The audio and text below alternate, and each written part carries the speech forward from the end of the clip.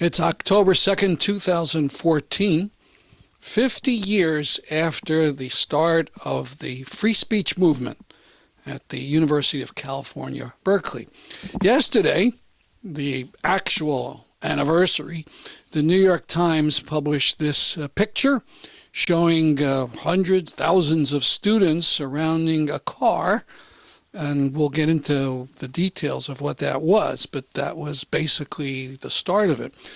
And we are lucky to have Lenni Brenner, who was involved with that movement directly for just a few days, and through court processes and more for years. And we're going to get into that whole thing. So, Lenni Brenner, welcome to this interview. Glad to be here. It's, such a big event, the Berkeley Free Speech Movement, that they actually had a feature article on it in today's New York Times. Okay, so let's talk about the free speech movement as a whole, and then we'll go back and talk about your role in it. So what was this about? Why were kids surrounding this car? Okay, what had happened was that a bunch of us lefties, now I was not a student at the time, I was what was called an outside agitator, okay? A bunch of Cal students and myself and others had organized some demonstrations at like the Sheraton Palace Hotel in San Francisco, which at that time wouldn't even hire blacks as maids to clean up the rooms. So we demonstrated, et cetera, et cetera. And what happened was that the local authorities in San Francisco, and I guess the businessmen, just told the governor, Pat Brown, who's the father of the present Jerry Brown governor, all right, told him, we don't want these students coming over here anymore. Stop them from organizing demonstrations, etc. So what they did was we would always have demonstrations on the sidewalk right at the entrance of the University of California, because we thought, and they thought, and the university thought that this was a sidewalk. You can do what you want on the sidewalk. But all of a sudden it turned out, no, this was legally part of the University of California. I guess they had to keep it clean or something like that, And they simply banned any use of the sidewalk, or the rest of the university for that matter, for any kind of political recruitment.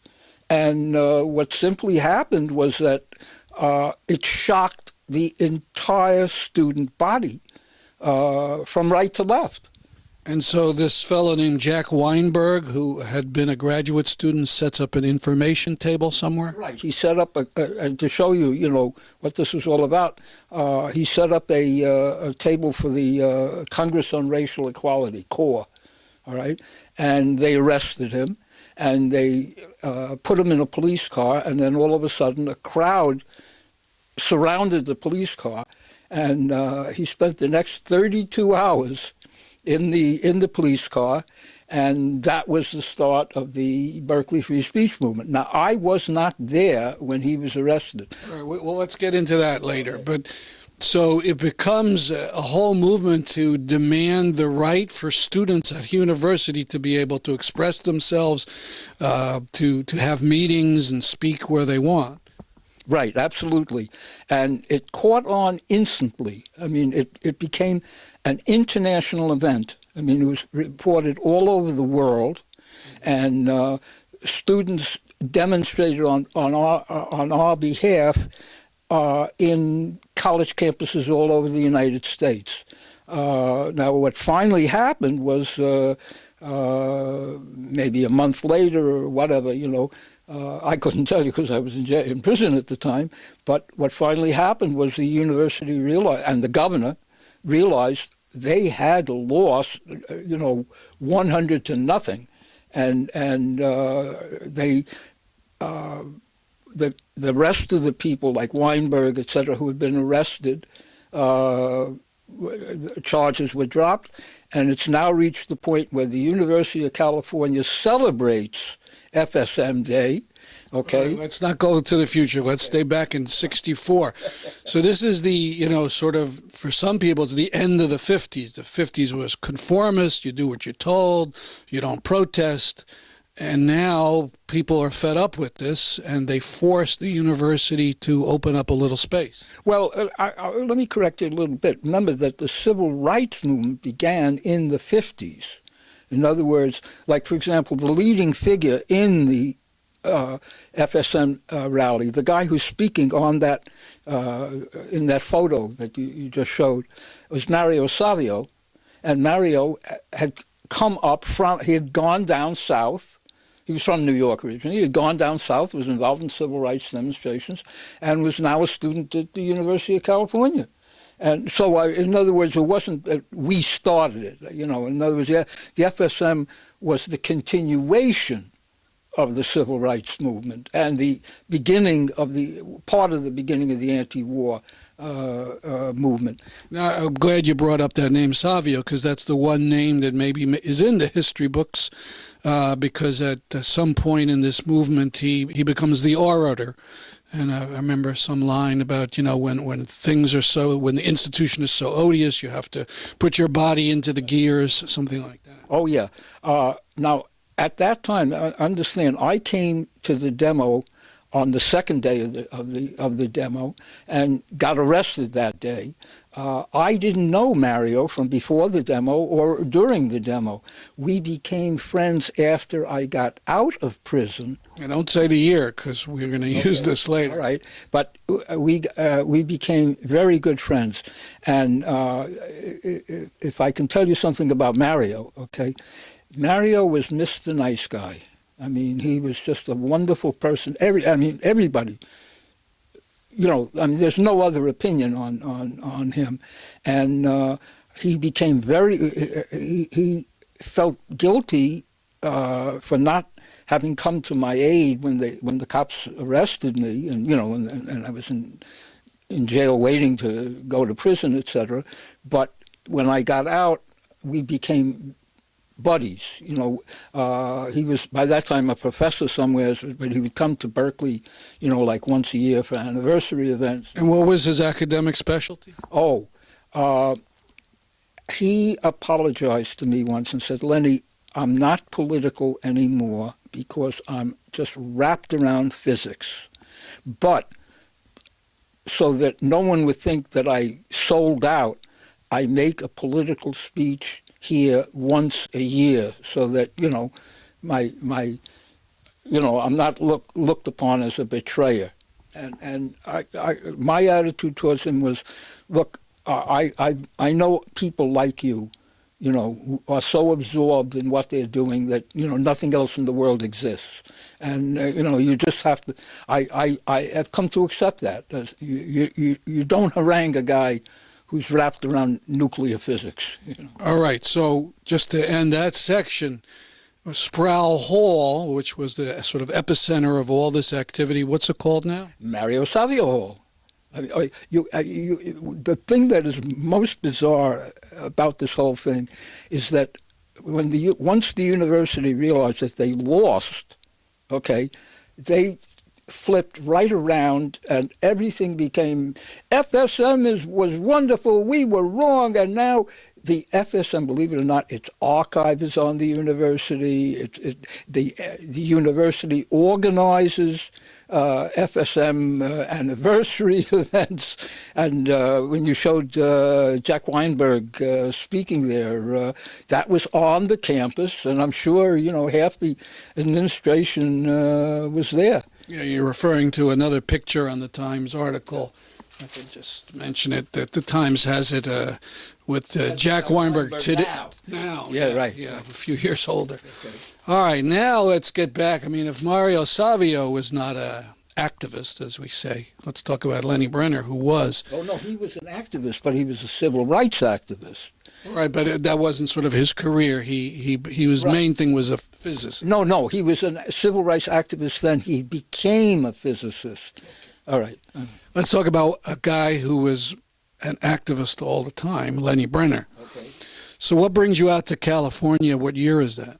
Well, I came out there, it must have been 1962, all right?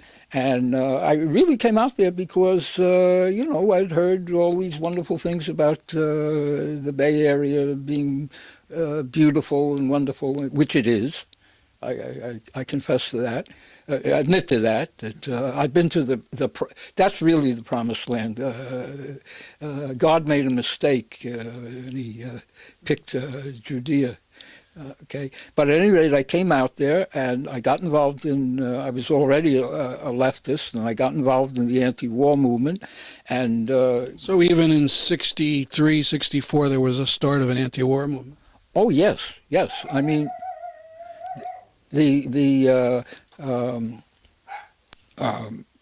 don't even recall whether it started before that in New York when I was living in New York. I mean, Well, I don't want to divert, but it's about Vietnam or atom bombs, that kind of thing. Vietnam. Okay. I mean, I had been involved in New York in demonstrations against, believe it or not, the city of New York at one point decided to organize atomic bomb shelters in the 50s. Now, if they're going to drop an atomic bomb on you, a shelter ain't going to do it. It's absurd. And I was involved among other people, Dorothy Day from the Catholic Worker and so on and so forth.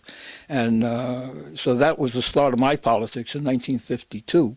But as I say, I moved out to Berkeley because I had heard all these good things about the Bay Area, and which were correct.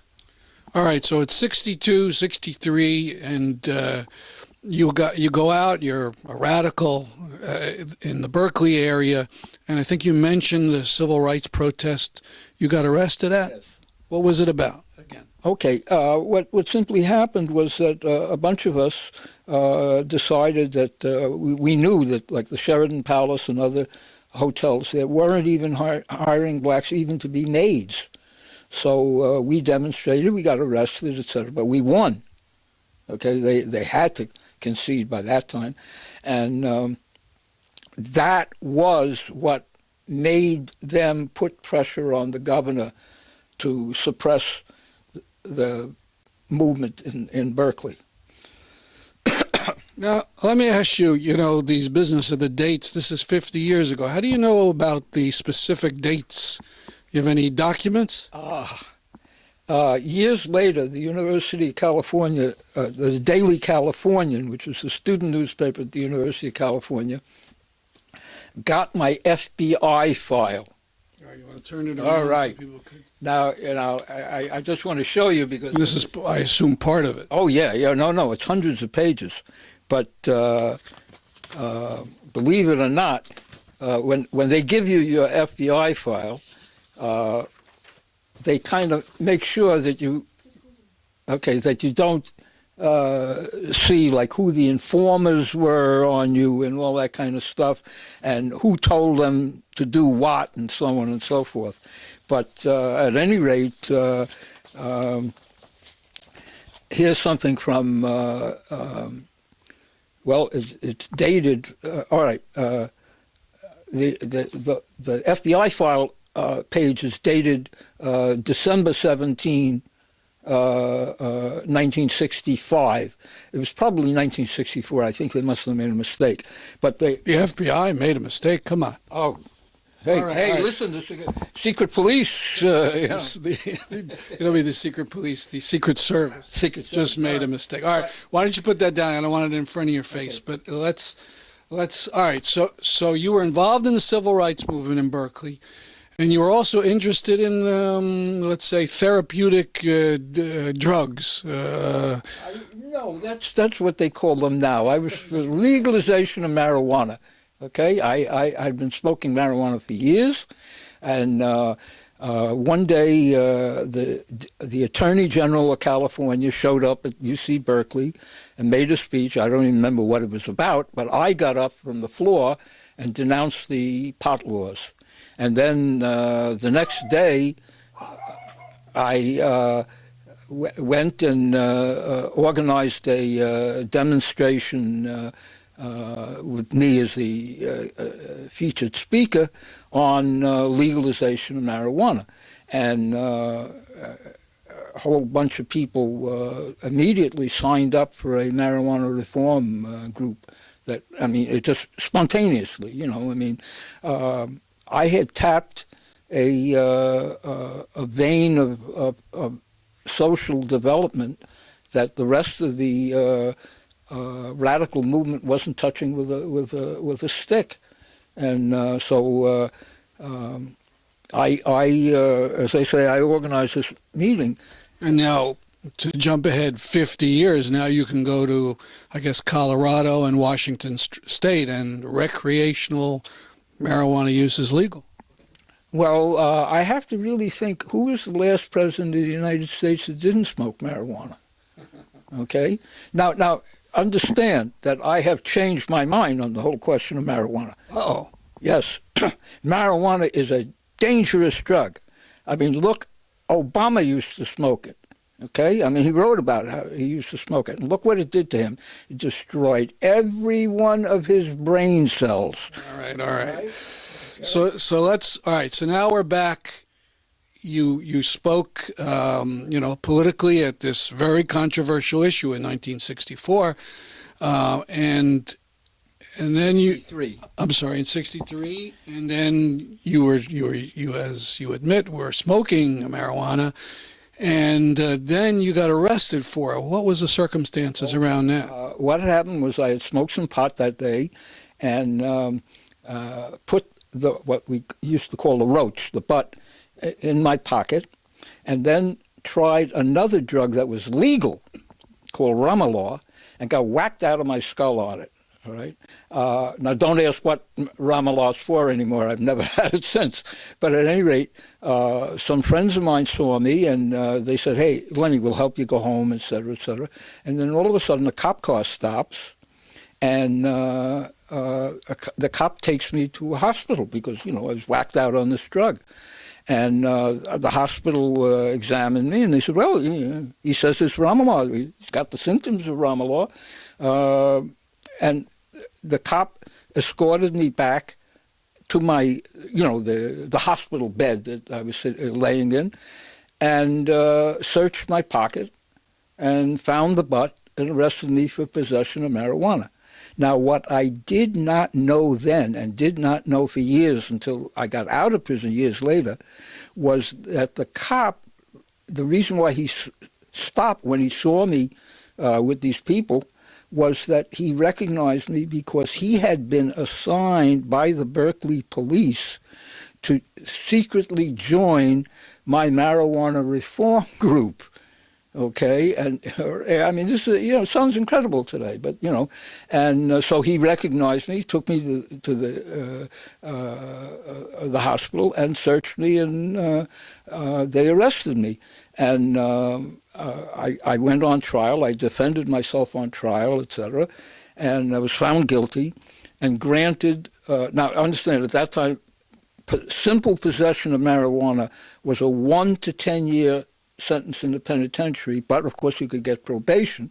So I got sentenced to 3 years probation, and I was on the probation when I got arrested during the Berkeley free speech movement. Let's just remind the viewers, how much marijuana did you physically possess at this point? About the width of my thumbnail. Okay. So you're convicted and you get 3 years probation, and this is 63, is that right? Right. Well, no, but all right. Bear with me with regards to the dates. Yes, it must have been 63. Yeah. Okay. So the arrest is 63. Yeah. Maybe the trial 64 and all that stuff. And then, all right. So then you hear about. I mean, you're sort of involved in the civil rights movement, and you hear that hundreds, maybe 1,000 students are surrounding a police car October 1st. October 2nd, and you go down to the campus, and then what? I mean, everybody in Berkeley knew, it didn't matter where you lived in Berkeley. I mean, traffic stopped and everything because of the gigantic crowds. I mean, you have to appreciate that the university made such a disastrous mistake. Everybody on the campus, every single student on the campus went out in the demonstration, from right to left. I mean, nowadays the FSM is thought of as a left-wing movement because it was led by leftists, but it was not a left-wing movement at the time. It was everybody on the campus. All right. So you get down there, and so what were you involved with? You weren't involved very long. What were you doing there? Well, the students had, some of the students had marched into Sproul Hall, and the police decided to go in there and arrest them. So a bunch of us sort of blocked the doors, and that's what I got arrested for the dread crime of blocking a door, all right? And dope fiend gets arrested for obstructing the officers of the law. Okay, and when they locked me up, of course, in the Alameda County courthouse jail, and they had to appoint a state defense attorney for me, to act as my attorney in the probation revocation hearing. And the guy told me, Lenny, I'm going to do the best I can. Let me go back a step. So somebody notices that this is not just a guy who blocked the door. This is somebody they know about, and they move already to revoke probation. Oh, I mean, understand. Let me explain. The guy said, Lenny, I'm going to do the best I can, but I got to tell you, the University of California has already told the judge we want this guy in prison, because I had become so well known as a speaker at rallies at the University of California. So, it was the University of California that sent me to the penitentiary. All right. So you take action October 2nd. You're arrested on October 2nd. And then you have a hearing about revocation of your probation. During that time, you met an interesting fellow in jail. Tell that story. No, it wasn't during that time. It was immediately after the probation was revoked. In other words, all right, the judge says, all right, then let's delay then for a second. So that, you have a public defender, you do your best, he does his best, but the judge revokes the probation, and then what does the judge sentence you to or say will happen? 1 to 10 years in the penitentiary, which is the original sentence that, the probation is. Understand, at that time in California law, probation was completely at the discretion of the judge. Okay, and he could revoke it for anything he pleased. So he did in my case. Do you remember how you felt? 1 to 10? You're facing 1 to 10. I remember it very well. What happened was that, I got sentenced, and then a couple of cops escorted me to an elevator to take me up to the holding tank.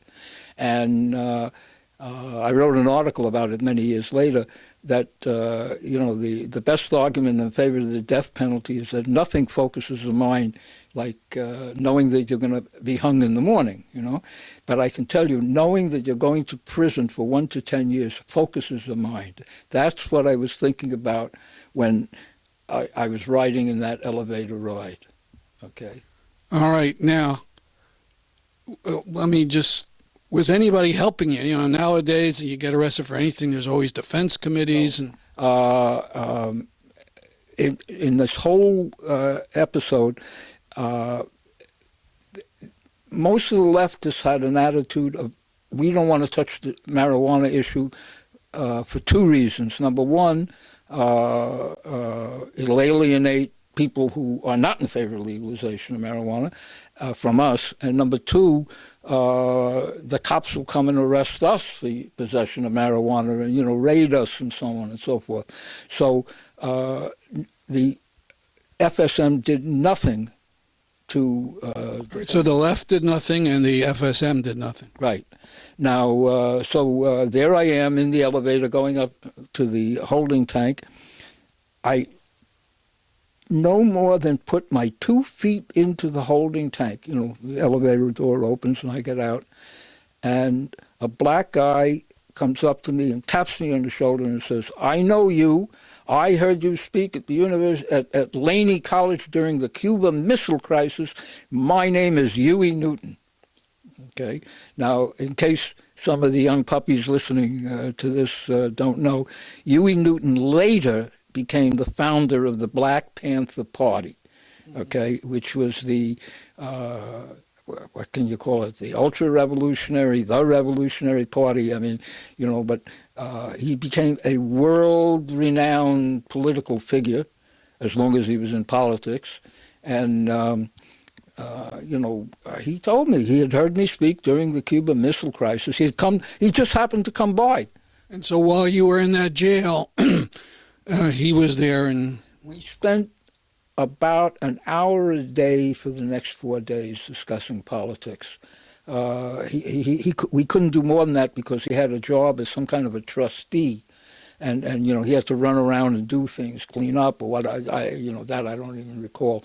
But we would take a break. He would take a break, and we would have a chat, and. Now understand, he was a nobody at that time. I mean, I know it so well because he became famous. So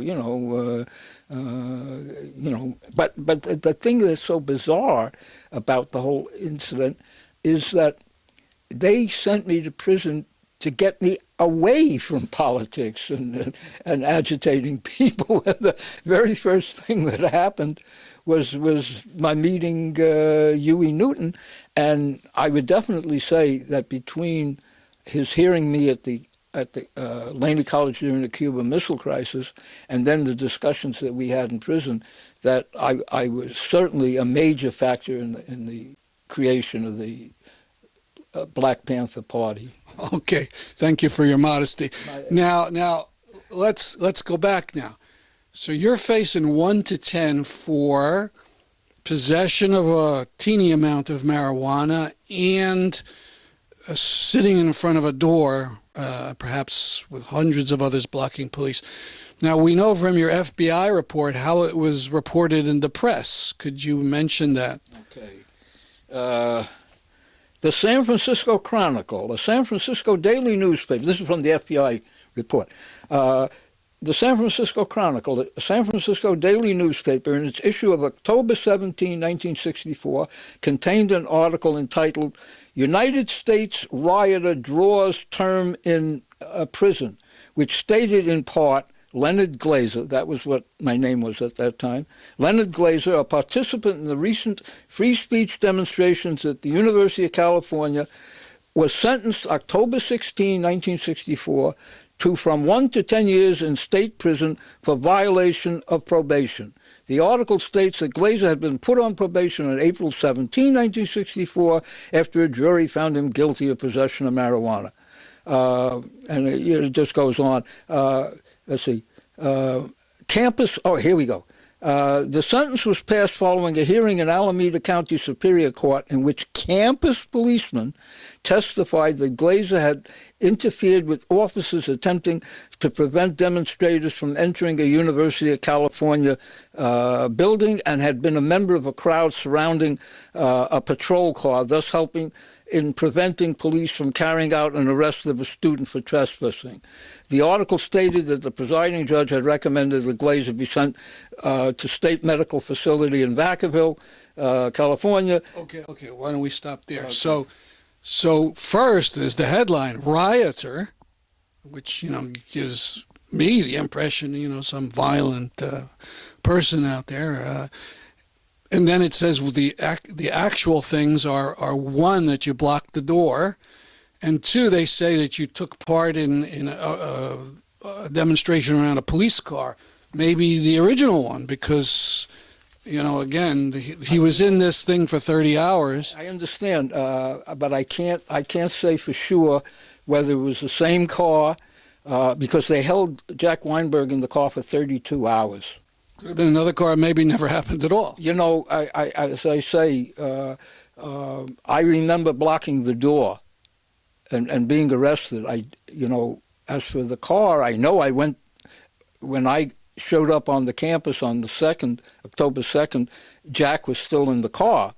So, So you could be in that crowd. Oedipus, Medipus, just as long as he loves his mother, you know. All right. So let's move on now. So now you're sent to prison. A 1 to 10 year service sentence. And so where do they put you? Well, they sent me.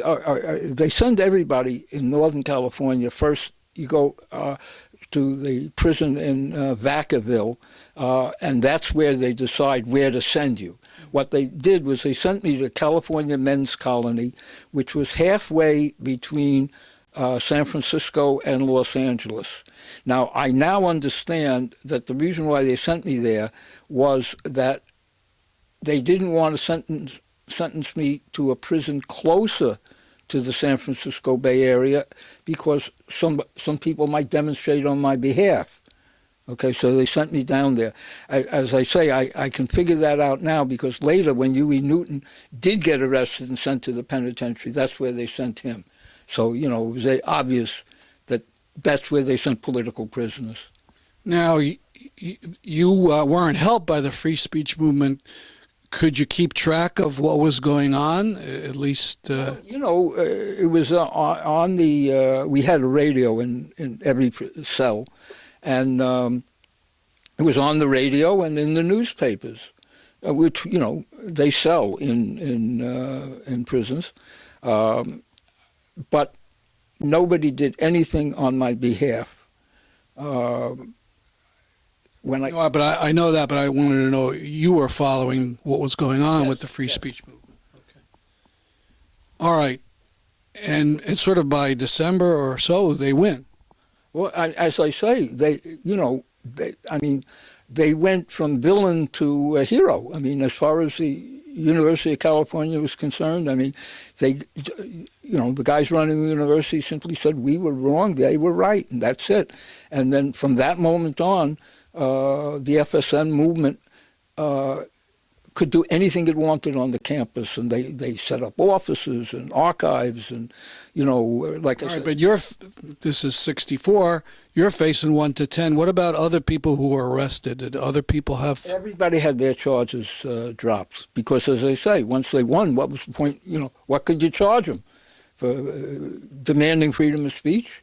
Well, surrounding that patrol car, blocking. But I'm saying, it's like the equivalent of the civil rights things. In other words, you went from a villain to a hero, if you know what I mean. So. But there was one guy still in jail. Me. Yeah. Yeah. All right. And so then. Sure about that. Yes. So then, on your own, you do various legal efforts to get yourself out. All right. What I did was. I decided I would appeal the revocation of the probation. Okay, so I asked for the state had a law that you could get a lawyer, and the state would pay for the lawyer. Okay, so I asked for Charles Gary, who was he became the Panther lawyer. He was everybody on the left's lawyer at that time. And Gary took my case to the state Supreme Court, and the Supreme Court ruled that at that time probation was completely at the discretion of the judge. He could grant it or not, and he could revoke it or not. And so therefore there was nothing for me. They weren't violating any law. Okay. What then happened was that I decided to take my case on the original arrest to the U.S. Supreme Court, and I did, and I argued on the grounds that possession of marijuana was legal because it was a right held by all the colonists when they made the Constitution, and it was protected by the 10th Amendment, which said that, I'm paraphrasing it now, the rights that are not guaranteed by the first 9 amendments are protected by the 10th Amendment. So since I happen to know that George Washington grew hemp, marijuana. I mean, so I said, look, you can't arrest, how can you arrest me for possession of something that George Washington possessed? And so this was filed with the U.S. Supreme Court. Supreme Court, and of course, they have the right not to hear it. And of course, that's exactly what they did. Now, it sounds surreal today in 2014 when, as I say, you have to really think, who was the last president of the United States who didn't smoke pot? I mean, and everybody knows that marijuana is going to become completely legal. I mean, we're in the last stages of pot prohibition, like the last stages of alcohol prohibition. All right, so you're still in jail. It's 64, it's 65. How do you get out? A number of things. At one point, one of the bureaucrats in the prison told me, look, Lenny, the governor has given instructions, the governor meaning at that time was Reagan, whatever you pronounce it. Glazer is not to be permitted a parole in California. If he can get another state to take him, that's fine. We'll let him go. So I had a brother living in Texas, and he got a friend to say that the friend would hire me, et cetera, et cetera. Well, the problem with that was that the authorities in California, of course, had to get permission from the chief of police in Houston, Texas, to send me there. And what happened was that the chief of police sent a letter to the guys in California saying, how dare you send your commies to me, go to hell. And this bureaucrat in the prison, he realized, hey, no, I mean, this is not fair to Lenny, so he read me the letter, okay? Now, I don't remember whether this was before or after, but at the same time, roughly at the same time, since Gary was not my lawyer anymore, I asked him to send me the file on my case. And he did, and in it was a copy of a letter, get this, that the appellate judge who had ruled against me on the probation sent a private letter to the home of the head of the parole board saying, it's come to my attention that this guy is a political prisoner, I'm all upset, I'm paraphrasing him, let him go, that kind of thing. And there I am with that letter, a copy of that letter, and, the bureaucrat had read me the letter from the chief of police in Houston, so I, of course, filed a habeas corpus. I was obviously a political prisoner, and on and on. Well, I filed the petition in the local court, and hard to believe, but the local judge got sick.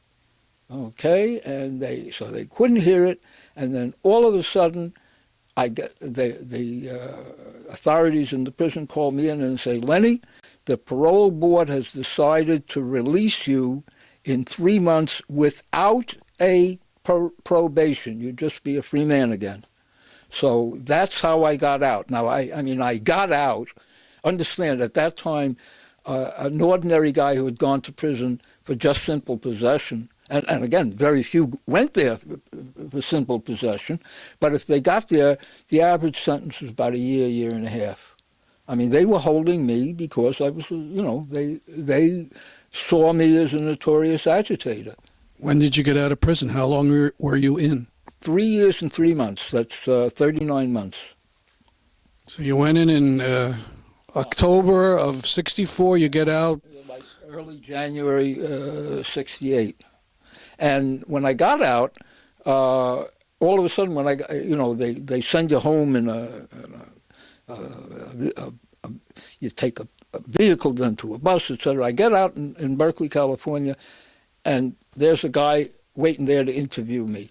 who had been a leader in the Berkeley free speech movement, and everybody, in the next few days, everybody was all apologetic about how they hadn't helped me, and they were sorry about it, etc. And we smoked pot to, the whole thing was absurd, and it was in that period that I met Mario. So this whole free speech movement, which sort of wins in a couple months, nobody really suffers except one Leonard Brenner. Okay, let me explain. I was born Leonard Brenner, no middle name, all right? My father died, my mother remarried, and I became Leonard Brenner Glaser, okay? When I became a writer, years later, I dropped the Glaser because I didn't, since I was writing anti-Zionist works, etc., I didn't want to bring problems to my family. So I became Lenni Brenner, all right? Okay.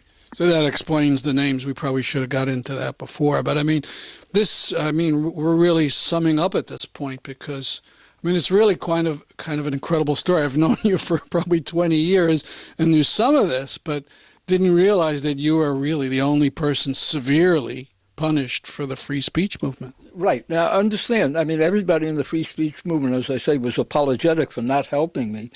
But as a free speech movement now that they're on the campus, etc., they're one of these they have to sign up for one of these non-political status kind of things, so they can't take any positions on any. The free speech movement cannot take any positions. What about the administration? Now, you said your public defender told you the university told the judge to get you off the campus. Could you do anything? Could you sue them? Did they apologize? Anything there? They never apologized. And as I say, I got out in early '68, and one of the first people that I got into contact with was a grandson of James Connolly, the Irish liberator. And so I got involved in the Irish Northern Ireland civil rights movement and moved to New York because that's the place to organize Irishmen, and then went to Ireland, etc., several times and so on. So, I came back years later to Berkeley and wrote several articles on 1,000,000 questions for the University of California. Many years later, I think his name was John Rossman, one of the leaders of the civil rights movement, wrote an article for Counterpunch, how we betrayed Lenny Glaser. And, by that time... But that was the radicals betrayed. You're not talking about the university. No, right, the radicals betrayed me, right. Talking about this today, when, as I say, we're on the brink of full legalization of recreational marijuana. Nobody doubts that. It's going to happen, if not tomorrow, the day after, if you know what I mean. And as I say, presidents smoke it, and the whole thing sounds strange, and especially since, as I say, the civil rights movement won, and the anti-Vietnam War movement won. This was being arrested for nothing. But understand that's true of all the things. If you think of all the times that people like Martin Luther King got arrested, and today we have a black president. Now the question is, did the free speech movement win? Now, Lenny goes on, for those who don't know, to write and edit a bunch of books, including Zionism and the Age of the Dictators, a book about Thomas Jefferson and Madison, and so on and so forth. And now on campus, on the question of Palestine, we see students who are advocating for Palestinian rights get into all kinds of trouble. And we see the business with Professor Salaita, who is hired by University of Illinois and then de-hired, supposedly, because of some tweets that he did. So this issue of free speech certainly hasn't been decided. No, it is not. In fact, The Wall Street Journal, just before this anniversary, had an article saying the free speech movement was a fraud. It didn't free speech. It suppressed conservative speech on the campus. I mean, when I read it, I said, wait a minute. I mean, the free speech movement 50 years ago is doing something today. What are you talking about? I mean, I wish they would do something today for me, but they're not doing anything for anybody, and the whole thing has a grotesque quality. Now, with regards to the persecution of pro-Palestinians, etc., let's put it this way. Let's us get our act together in terms of defending these people. We are going to win.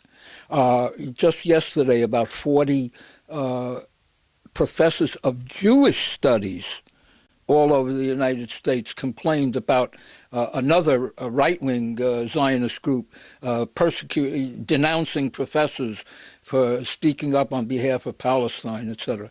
If we get our act together, do things in a serious, disciplined, organizational way,